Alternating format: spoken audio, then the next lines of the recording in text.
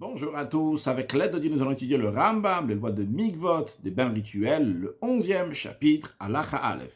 Le Rambam nous dit que Varbeyanu, on l'a déjà expliqué dans les lois de Sharavot à Tumot, et dans les lois de Brachot aussi, Shenetilat Hayadaim, que l'ablution des mains, c'est-à-dire lorsqu'on verse de l'eau sur les mains, ou Tvilat Yadaim, l'immersion des mains, Hakol midivre sofrim, tout est d'ordre rabbinique. En effet, lorsque quelqu'un veut toucher de la terouma, il doit se laver les mains, netilat yadayim, l'ablution des mains.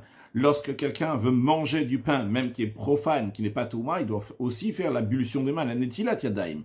Lorsque quelqu'un veut toucher de la viande qui est kodesh, ou ce qui est sacrificiel, du pain sacrificiel, il doit faire tevilat yadayim, il doit s'immerger les mains dans un pain rituel. Et tout ça, c'est d'ordre rabbinique. En effet, le Ram nous avait dit, c'est Shlomo HaMelech, le roi Salomon et son tribunal qui ont institué cela. Veyadaim shetzrichot tvila. Le Ram nous dit que les mains qui ont besoin d'être immergées d'ordre rabbinique, en madbilim otam ela b'mikve kasher sheyesh bo 40 sea. Ils doivent être immergés uniquement dans un mikve qui est valable, c'est-à-dire qui a 40 sea. Shebemakom she'adam tovel bo, car la règle est que dans un endroit où un être humain peut s'immerger et se purifier, là-bas, Kelim veyadaim tovlim, c'est là-bas qu'aussi des ustensiles qui sont impurs peuvent s'immerger et devenir purs, et des mains que les sages ont dit qu'ils doivent être immergées, doivent s'immerger et devenir purs. Avayadaim shen tzrichot alanetila bilvad, mais des mains qui requièrent uniquement l'ablution des mains et non pas l'immersion des mains. Ces mains-là, il est otamem migve. S'il les a immergés dans les eaux d'un migve, théorim, ils sont purs. Donc, c'est-à-dire que s'il y a besoin de netilat yadaim, il a fait tvilat yadaim, c'est ok. Par contre, si ces mains-là, qui devaient faire netilat yadaim, devaient verser de l'eau dessus, bien que l'eau qui devait verser dessus, c'est de l'eau puisée, ça n'a pas besoin d'être des eaux de pluie de 40 CA qui sont dans un endroit, c'est des eaux même puisées, comme on fait aujourd'hui des eaux du robinet. Alors, s'il a trempé ses mains dans de l'eau qui est puisée, ben bekelim, que ce soit que ces eaux-là puisées sont dans des ustensiles, ben bekarka, qu'ils soient dans le sol, l'otar ou yada, ces mains quand même ne sont pas pures, parce qu'il fallait faire netilat, verser de l'eau, même de l'eau puisée, sur ses mains, mais non pas immerger les mains dans de l'eau qui est puisée. Quand est-ce que ces mains qui requièrent netilat yadaim seront pures uniquement si de l'eau puisée vont aller d'un ustensile sur ses mains. Chez notlim la yadaim et la mina kelim. Car netilat yadaim, verser de l'eau sur les mains, c'est uniquement des ustensiles, ça c'est un. Deuxièmement, mikoach noten, ça doit être là avec la force de quelqu'un donc qui donne, non pas que ça coule comme ça automatiquement, comme on a expliqué dans les lois de Brachot. Mais si c'est tremper les mains dans l'eau, c'est pas netilat yadaim, c'est tvilat yadaim. Tvilat yadaim, s'immerger les mains dans l'eau, c'est uniquement si c'est de l'eau qui est cachère pour un migvé. Halacha bet, kol hachotzetz bitvila, tout ce que nous avons appris, que lorsque quelqu'un s'immerge dans le bain rituel, si ça fait écran sur son corps, ce n'est pas bon, l'immersion n'est pas bonne. Chotzetz beyadaim, eh bien, ça fera aussi écran pour les mains, ben bitvilatan, que ce soit lorsqu'il doit immerger ses mains dans l'eau, ben bintilatan, que ce soit lorsqu'il doit verser de l'eau sur ses mains. S'il y avait quelque chose donc qui faisait chatzitza écran, eh bien, ce n'est pas une bonne netila ou une bonne tevila. Encore un point, le Ram le dit, que tout ce qui s'associe donc pour compléter la quantité d'un mikvé qui a besoin de 40 CA, comme par exemple ketita narok, comme de la boue qui est tendre, c'est-à-dire qu'il y a beaucoup d'eau à l'intérieur, on avait appris que la vache peut boire de ces eaux-là, eh bien ces eaux-là sont ol et les shiur revit. Ils peuvent compter donc pour faire un revit, donc c'est un quart d'un log. Log c'est 344 millilitres et un revit c'est 86 millilitres. Donc cette quantité d'eau de revit, chez notre limbayadaim qu'on a besoin pour faire les tilat yadaim. Encore un point, le Ram nous dit que tout celui qui fait des tilat yadaim verse de l'eau sur ses mains, c'est-à-dire que les charges après, il doit frotter ses mains. Pourquoi il doit frotter? Certains expliquent c'est pour que l'eau va bien aller sur toute la main. Certains expliquent donc c'est pour enlever la saleté. Halacha gimel, anotel yadav litruma. Le Ram nous dit que celui qui fait netilat yadaim pour touché de la terouma de la dîme. Après avoir versé une fois de l'eau sur ses mains, il doit verser de l'eau une deuxième fois, ce qu'on appelle maïm shnim, les deuxièmes eaux. C'est-à-dire, il y a ce qu'on appelle maïm rishonim, les premières eaux, c'est les premières eaux qu'il met sur ses mains. Mais après ça, il doit encore verser une deuxième fois, ce qu'on appelle maïm shnim, les deuxièmes eaux sur ses mains. Pourquoi? Quelle est la raison de ce deuxième eau? Pour enlever l'eau qui est restée sur ses mains de la première ablution. Quand il a versé l'eau la première fois, ces eaux-là sont devenues impures et ils se trouvent sur ses mains. Comme le Rambam dit, les premières eaux qu'il a mis sur sa main en première fois, qui sont appelées les premières eaux, ils sont devenus impurs par ses mains. Ses mains étaient impures. Car stam yadaim, en général, les mains, ils sont toujours considérés, donc, shniot, les toum, un deuxième niveau d'impureté. Donc, quand on met de l'eau sur les mains, ces eaux-là, donc, sont impures. Donc, pour enlever ces eaux qui sont impures, il y a besoin de faire passer une deuxième fois, une deuxième eau qui vont enlever les premières eaux. Juste une parenthèse, car c'est une question évidente qui peut se poser pour ceux qui ont appris, donc, les lois de Tara depuis le début. On a suivi, on a vu que les eaux deviennent toujours impures et ils deviennent un rishon netum, un premier niveau d'impureté. Donc la question qui pourrait se poser, c'est lorsqu'il a fait passer la première fois l'eau, ces eaux-là sont impures. Quand il va faire passer la deuxième fois de l'eau, les deuxièmes eaux aussi vont devenir impures. Eh bien, les commentaires expliquent que c'est les sages qui ont institué que les eaux vont toujours être impures, et les mêmes sages qui ont institué que les eaux vont toujours être impures, ils ont institué que quand on fait les tilat, les deuxièmes eaux vont, oui, nettoyer, enlever l'impureté des premières eaux. On va faire la parenthèse, des firas, c'est la raison pour laquelle. C'est-à-dire, vu qu'on a dit que les premières eaux sont impures, en conséquence de ça, imnafal kika shel touma letochamaim shinatal baem yadav trila, s'il y a un pain de terouma de dîme qui est donné au Kohen, qui est tombé dans de l'eau, dans les maim rishon, dans les premières eaux, c'est-à-dire après quelqu'un s'est lavé ses mains, donc les premières eaux ils sont tombées ici, et il y a un pain de terouma qui a touché ces eaux-là, nitma, ce pain-là, il est devenu impur. Par contre, imaginons qu'après qu'il s'est lavé les mains pour la première fois, il s'est lavé donc, les mains une deuxième fois, il a fait passer de l'eau, et après où s'est lavé les mains une deuxième fois, sur ça, il y a les tochamayim ashtim, sur ça est tombé le pain. L'onitma, ce pain de terouma n'est pas devenu impur, parce que ces deuxièmes eaux-là, ils sont purs. Maintenant, si il a fait l'ablution de ses mains, et la première fois, et la deuxième au même endroit, il y a un pain de terouma qui est tombé, nitma, il est devenu impur. Parce que dans ces eaux-là, il y a aussi les maïm rishonim, les premières eaux qui sont là, qui sont impures. Maintenant, natalet rishonim, dans un cas où quelqu'un a fait passer les premières eaux sur ses mains. Venim, ça, il y a et après, il a vu que sur ses mains, il y a quelque chose, donc il fait khatissa, qui fait écran. Donc, sa première fois qu'il s'est lavé la main, donc n'est pas valable. Donc, Hessiro, il a enlevé ce qui faisait khatissa, qui faisait écran. Venatal tashnim, donc il a versé donc les deuxièmes eaux. Ariyad avtmel tcheayou, ses mains sont impures comme ils étaient avant. Et donc il doit se relaver les mains encore une première fois et une deuxième fois. Car le rôle des deuxièmes eaux, c'est purifier, enlever ce qu'il y a des premières eaux. Mais le rôle des deuxièmes eaux n'est pas purifier la main. Maintenant, lui, lorsqu'il a versé la première fois, il y avait khatitsa, il y avait un écran. Le fait qu'il y avait écran entre l'eau et sa main, ça fait qu'il n'a pas fait du tout Netilat Yadayim. Maintenant, lui, il met une deuxième fois ces eaux-là. C'est deuxième eau qu'il est en train de mettre. Quelle est l'intention dans sa tête? Pourquoi il est en train de les mettre? Pour enlever les premières eaux. Donc, dans sa tête, il n'est pas en train de les mettre pour purifier ses mains. Mais lorsqu'on purifie les mains pour manger de la terouma, il y a besoin que l'intention, elle va être, je suis en train de me purifier pour la terouma. Et lui, dans sa tête, lorsqu'il est en train de faire passer ces deuxièmes eaux, qui en vérité sont les premières dans sa tête, il est en train de les faire passer pour enlever les premières eaux. Donc, ce n'est pas cachère. Il doit, après avoir passé une fois et deux fois, la première fois il y avait une khatitsa et la deuxième fois, pour enlever les premières eaux. Maintenant, ce qu'il doit faire, c'est faire passer une fois et une deuxième fois, et à ce moment-là, il aura fait netilat. Halacha dalet. Hayadayim mitamot ou mitarot adaperek. L'impureté des mains et la purification des mains est jusqu'au poignet. Et on va voir donc que ça a des conséquences halachiques. Keitza, comment cela? Natal tarishonim, si il s'est lavé donc les premières mains. La première fois, il a vu les eaux adaperek jusqu'au poignet. Venatal amaim ashnim chutzaperek.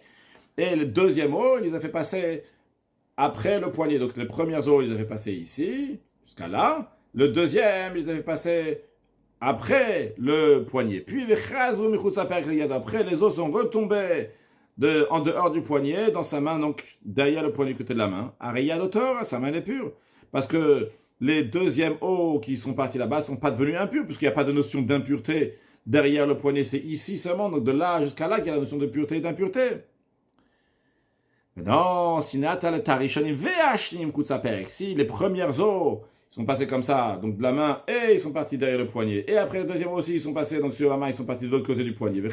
Après, les os sont revenus donc sur sa main. Nitmet yado, sa main est devenue impure. Pourquoi? La première fois qu'il a fait passer les os, ils ont dépassé le poignet. Nitvo mechamat yad, avec ces os-là, donc ils étaient impurs parce qu'ils étaient sur ses mains. Après, vrai qu'il y a les deuxièmes os aussi qui sont partis là-bas. Mais, les deuxièmes os, ils ne vont pas purifier les os qui sont en dehors du poignet.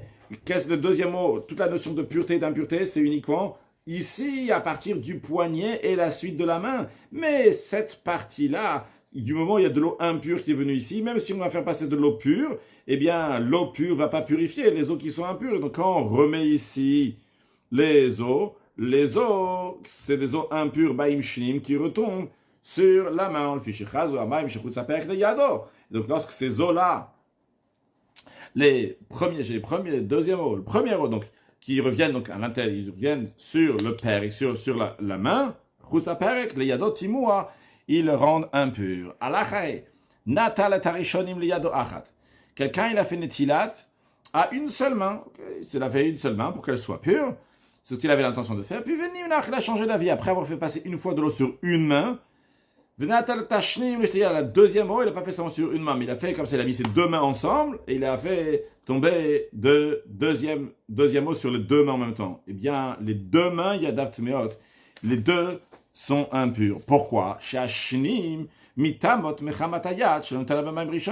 Imaginons que c'était la main droite qu'il avait fait les premières os. Et après, il a mis les deux mains ensemble et il a mis les deuxièmes os sur les deux mains en même temps. Eh bien, le deuxième os devient impur à cause de la main gauche, donc sur laquelle il n'avait pas encore fait passer le premier os pour elle, la main gauche c'était les premières os. Donc ça rend impur aussi la main droite sur laquelle il s'était déjà lavé. Maintenant, s'il a mis de l'eau sur ses deux mains en même temps, une première fois, après il a mis le deuxième eau uniquement sur une seule main, il y en a une seule qui est pure. S'il a fait netilat avec la main droite par exemple, et après il a frotté sa main droite dans la main gauche, l'eau qui est sur la main droite est devenue impure, à cause de la main gauche qui n'a pas fait netilat, et ces eaux-là qui sont devenues impures sur la main droite, rendent impure maintenant la main droite qui avait fait netilat. Par contre, si s'il a frotté sa main sur sa tête, au bas-kotel, ou bien dans le mur, à Résotora, c'est pur, parce que nous avons vu que qu'est-ce qui contracte l'impureté? C'est la main jusqu'au poignet, donc non pas la tête, et il y a plus forte raison, non pas le mur. Halachavav, natal shteyadav mishtifa achat. Si il a fait une tilat de ses deux mains avec un seul jet, Areel ou Teorot, ses deux mains sont pures. On ne dit pas, on dit pas, voilà, les mains étaient comme ça, il y a l'eau qui est tombée sur les deux mains, alors d'abord il y a eu l'eau de cette main-là, et après il y a eu l'eau qui est tombée sur cette main, mais l'eau qui est tombée sur cette main-là, vu qu'elle était avant sur la main droite, et après elle est tombée sur la main gauche, et donc l'eau qui était sur la main droite est devenue impure, et après elle est passée sur la main gauche, et la main gauche n'est pas pure. Non, on considère donc ces deux mains-là ensemble sont devenues pures. Encore plus que ça, alors elle nous dit, même s'il y a 4 ou 5 personnes qui mettent les mains l'un côté de l'autre ou l'une comme ça au-dessus de l'autre et ils ont versé de l'eau en un seul jet, eh bien tous ces mains sont devenues pures. On va voir dans quelques instants combien de quantité d'eau il faut mettre. Ou bilvatch, la condition elle est que la main vont être étendues, pas être serrées, de manière que l'eau va rentrer donc entre toutes les mains et donc si les mains ne sont pas collées les uns aux autres. Halacha zayin, natal mitzat yado. Si quelqu'un il a fait netilat une partie de sa main, Vechaza veosif v'natal anisha min yado. Après, il a fait netilat d'une autre partie de sa main. Arizotmeak shaita. Sa main elle est toujours impure comme elle était jusqu'à présent. Par contre, si sur la partie qu'il a fait en première étape, il a fait netilat, il y a encore de l'eau. De l'eau de combien d'eau? Tofeach amenat latfia. C'est-à-dire que si on touche cette eau et après on va toucher ici, l'eau ça va mouiller aussi. C'est ce qu'on appelle tofeach amenat latfia. Eh bien, à Résotorora, dans ce cas-là, s'il a fait même en 2 étapes, mais il y avait encore donc de l'eau suffisante tofeach amenat latfia sur la partie qu'il a déjà fait netilat, la main, elle est pure. Dans quel cas ça s'applique ce qu'on vient de dire? C'est pour les premières eaux qu'on dit qu'il faut qu'il y reste encore de l'eau sur la première partie pour qu'il puisse faire la deuxième partie de la main. Aval bashinim, en ce qui concerne les deuxièmes eaux qu'on fait passer, notel mitzat yada, il peut tout à fait donc laver une partie de la main, et après il rajoute donc sur l'autre partie, même si sur la première partie il n'y a pas tofeach almenat lehatfiach.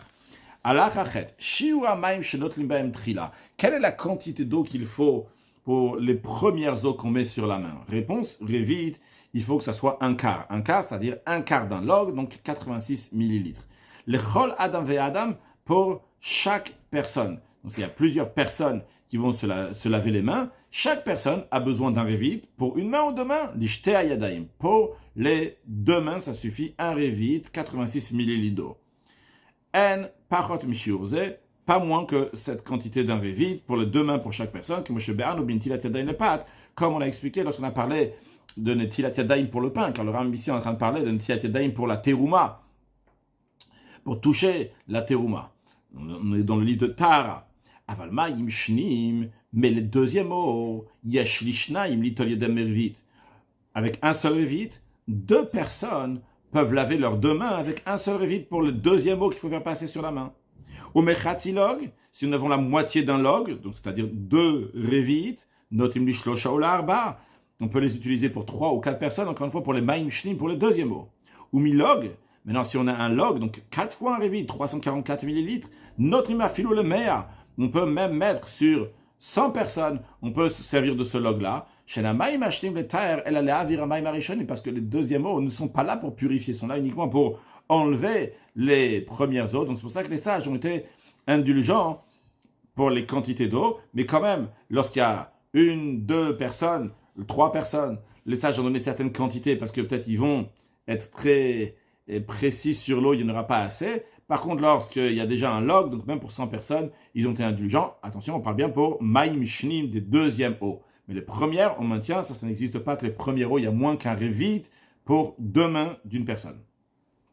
Halachatet, kli shaya borevit maim ksherim nentilat yadayim.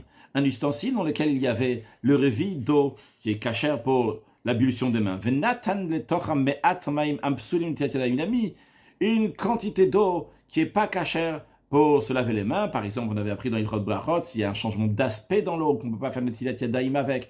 D'autres exemples qui sont donnés là-bas. Donc, s'il a mis de l'eau qui n'est pas cachère pour netilat yadayim, on va prendre un exemple. Donc, il y avait déjà un revit, 86 ml d'eau qui est cachère pour faire netilat yadayim, et lui, il a rajouté un demi-revit d'eau qui n'est pas cachère. Eh bien, relok sherim, ces eaux-là, tant qu'on maintient le premier revit d'eau qui est cachère, eh bien, il peut faire netilat avec. Non, natal minakli kashio shenatan. Si après avoir rajouté un demi-revit d'eau qui n'est pas cachère, il a repris de cet ustensile dans lequel maintenant nous avons un revit et demi d'eau, il a repris un demi-revit. Il reste un revit dans l'ustensile, comme c'était avant, mais maintenant c'est plus un revit d'eau qui est entièrement cachère, il y a d'autres eaux qui se sont mélangées ici. Eh bien, Rezopsula, dorénavant, ce qui est l'eau qui reste ici, et pas cachère pour netilat yadayim, parce que les eaux qui sont pas cachères, c'est eux qui ceux qui complètent le revit, les 86 millilitres, parce qu'il y avait 86 millilitres cachères, lui il a rajouté 44 qui ne sont pas cachères. Ça passe, mais quand il enlève à nouveau 44, et il n'a pas enlevé pile les 44 qui ne sont pas cachères, il a enlevé aussi des eaux qui sont cachères, donc dans ce revit-là, qu'est-ce qui complète le revit? Aussi des eaux qui ne sont pas cachères, donc il ne peut pas faire netilat avec. Halachayud. Tous les eaux qui sont inaptes pour l'ablution des mains pour faire passer le premier jet d'eau sur les mains, eh bien, ils sont inaptes aussi pour le deuxième jet d'eau sur les mains. De tout ustensile qui n'est pas cachère, et par exemple, il a une guima, il a un défaut donc sur le rebord, et qui fait donc on ne va pas l'utiliser pour faire passer les premières eaux, de même, on ne peut pas l'utiliser pour les deuxièmes eaux. De même que les premières eaux doivent venir avec la force d'un humain, de quelqu'un, de la même manière aussi, les deuxièmes eaux doivent venir avec la force de quelqu'un, et non pas donc qui coulent automatiquement. On a déjà expliqué dans le 6e chapitre des lois des bénédictions, lorsqu'on a parlé là-bas donc de Netilat Yadayim qu'il faut faire avant le repas. On a expliqué là-bas toutes sortes d'eau qui est invalide pour l'ablution des mains. Quelles sont les eaux qui sont valables pour l'ablution des mains? On a aussi expliqué tous les ustensiles avec lesquels on peut faire l'ablution des mains, et les ustensiles avec lesquels on ne peut pas faire l'ablution des mains. On a expliqué aussi quel jet qui est versé donc avec la force de quelqu'un, qui est considéré donc la force de quelqu'un, et donc c'est valable. Et quand est-ce que donc c'est un jet qui est versé et c'est pas considéré qu'une force de quelqu'un et c'est invalide? Alors le Ram nous dit que toutes les lois qu'on a dit là-bas à propos de manger du pain, là-bas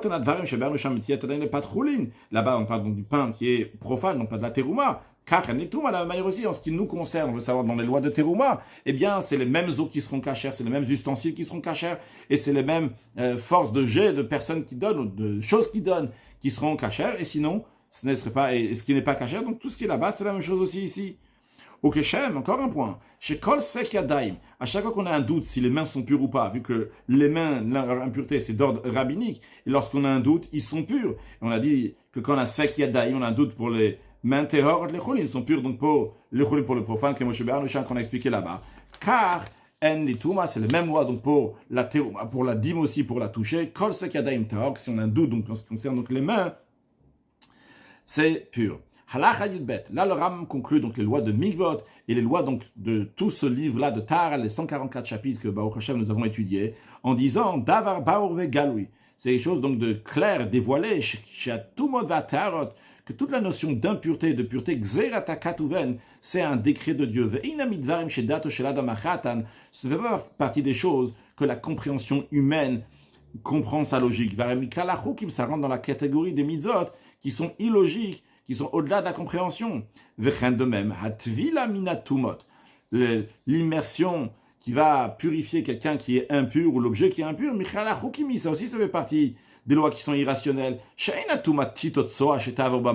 Car l'impureté, ce n'est pas de la boue ou une saleté qui va passer à l'eau, c'est pas quelque chose de concret, c'est quelque chose qui est tout à fait spirituel. Et la xerata katuvi, c'est un décret de Dieu. On a appris que lorsque la personne va s'immerger, il doit avoir l'intention de se purifier. C'est pour ça que les sages ils ont dit que Taval velo hurzak, si quelqu'un il s'est immergé mais n'a pas eu l'intention de se purifier, c'est comme s'il ne s'est pas immergé. On avait appris qu'à l'exception donc des choulines, quand il s'agit du profane, des alibans profanes, que ça, même s'il n'a pas eu l'intention, c'est bon, mais en général il doit avoir l'intention. Mais comme le Ram nous dit, il y a une allusion ici, il y a un message.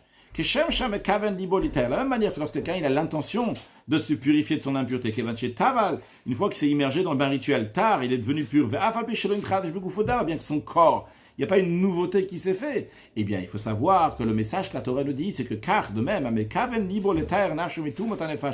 celui qui a l'intention de purifier son cœur, son âme, des impuretés, des âmes, sont des pensées d'hérétiques, et des mauvaises intentions, de mauvais caractères, du moment où il a décidé dans son cœur de se séparer de ses pensées, de ses manières de penser, et il a mis son âme dans les eaux de la connaissance, dans les eaux de la Torah, tard il est devenu pur. Areu Omer, le verset, le prophète dit, je vais asperger sur vous des eaux qui sont pures, ou tehatem, vous allez vous purifier, mikol tumotechem, mikol gilulechem ataretem, de toutes vos impuretés, de toutes vos abominations, je vais vous purifier. Hashem beracham avarabim, que Dieu par sa grande miséricorde, il va nous purifier, mikol chet avon ve'ashma, de toutes sortes de fautes, brich rachamana de sayan. On remercie Dieu qui nous a aidés. Ningmar Sefer Asiri, nous avons conclu, c'est fini, le 10e livre, vous Sefer Tara, le livre de Tara, des 14 livres du Rambam, ou Minyan Prakim Shel Sefer Zemea Verba Verbaim, nous avons 144 chapitres dans ce livre-là que nous avons conclu. Ve'elwen, voici Ilchot Tumat Met, il y avait 25 chapitres, dans Ilchot Paradouma, il y avait 15 chapitres, Ilchot Tumat Sarat, il y avait 16 chapitres, Ilchot Mitam Mishka Vomosh, il y avait 13 chapitres, Ilchot Sharavot Atumot, il y avait 20 chapitres, Ilchot Tumat Achlin, il y avait 16 chapitres, Ilchot Keilin, il y avait 28 chapitres, Ilchot Migvot, que nous venons de conclure, Achadas Aprakim, il y a 11 chapitres. Justement, arrêtons-nous sur ce point-là, le 11 chapitre dans la Torah, le chiffre 10, le chiffre de la perfection, le chiffre 11 représente sur le 1 qui est au-delà du 10. Et en effet, dans la Gdusha, dans la sainteté, on retrouve le 10. Mais quand on parle donc aussi des forces du mal, là on arrive au 11. Yudalev Kitin Savuta, les 11 couronnes de Klipot. C'est d'ailleurs la raison pour laquelle aussi, que dans les Torah, dans les encens, on retrouve 11 encens et non pas 10. Le 11e, c'est le mort, le musc. Donc c'est le sang qui est lié donc avec un animal qui n'est pas kasher, qui se trouve en Inde, comme ça le Ram disait. Donc c'est le contraire dans tous les sacrifices, que le sacrifice doit être du kasher. Qu'est-ce que représente le 11 ? En effet, il y a le 10 qui représente les choses qui sont toujours kadosh, que de naturellement ils sont kadosh. Mais il y a le 11 qui nous dit le message de prendre des choses qui n'étaient pas de Gdusha de base, n'étaient pas saintes, on va les changer en Gdusha. Évidemment, on ne parle pas ici de faire une avéra, une transgression, mais de prendre certaines choses qui sont facultatives et de les élever à Kadosh Baruch Hu. Et c'est ça que le Rambam nous dit aussi, Hashem beracham avarab mikolchet avon ve'ashma yitarenu, que Dieu va nous purifier de toutes les fautes. Parce que le Rambam veut nous dire ici qu'on va prendre aussi donc les choses qui étaient négatives, que quelqu'un, chas v'shalom, il a fait une avéra, des choses qui sont négatives, et ça aussi, il va les changer en Gdusha. Et le Rambam, dans certaines versions, donc il conclut avec le mot Amen. Amen, qui veut dire donc que celui qui répond Amen, il est encore plus fort, donc celui qui a fait la chose, c'est le Nitzachon qui monte sur la victoire, et le Amen, c'est la valeur numérique de 91. 91, quand on prend le nom de Havaï et Yudke Vavke, donc qui fait 26, avec le Aleph, Dalet, Nun, Yud, donc qui fait 65. Alors en tout, ça nous fait 91. Donc d'un côté on a Havaïe, d'un côté on a Adne. Le Havaïe fait référence donc Yuhaya Hoveye, Kakadosh Baruch Hu, il fait tout, ça représente la Gdusha, ça représente le chiffre 10. Et après on a le Adne, qui est le Adnout, qu'on a besoin de montrer qu'Akadosh Baruch Hu il est Adon. Ça représente donc la notion de Baal Tshuva, que la personne elle avait besoin de se rappeler qu'Akadosh Baruch Hu c'est le Adon, c'est la Tshuva. Et ça c'est l'idée de donc du 11, de prendre même le sujet donc qui était négatif et les élever à Akadosh Baruch Hu, que Dieu fasse que très prochainement on va avoir la venue de Mashiach, lorsque Zaraki Alechem Maim Torim Utahatem, qu'Akadosh Baruch Hu va nous purifier et qu'Akadosh Baruch Hu va faire que même les tzadikim aussi vont voir la qualité de Teshuva très prochainement avec la venue de Mashiach. Now, une excellente journée.